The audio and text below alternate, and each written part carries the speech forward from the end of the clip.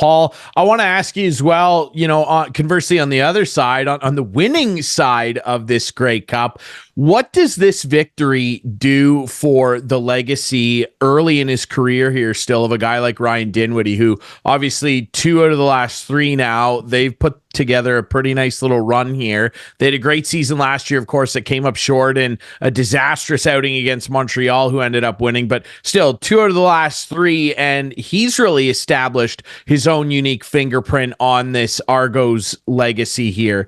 What did this most recent victory do for him in terms of his longevity, his legacy amongst Argos fans, and his perception around the league as one of the best play callers out there? What did this victory do for him?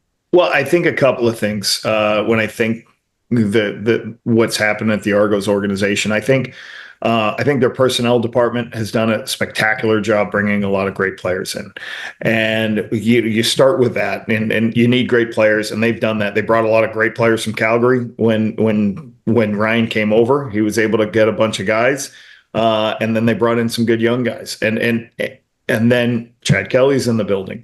They were able to make that transition after McLeod Bethel Thompson. And talking about like how many, they lost 7 starters last year on defense and replaced them all with some better play, like Ralph Hawley. Like, they just brought a lot of good defensive linemen in. They were able to bring in Serezna. The receivers, Makai Polk had a great year. So I want to give a hats off to them first and foremost. The personnel people have done a spectacular job. Now, number 2, I thought Ryan's done a spectacular job before I go to play calling, and is that he's had to replace a lot of coaches. If you think about his first year, he had to replace a couple guys, went to the Edmonton Elks. No problem. He replaced a bunch of guys. Then he lost Corey last year. He had to replace Corey. So I think he's managed all that change very well as a head coach. And certainly he's won a lot of football games, put them in a position with first place.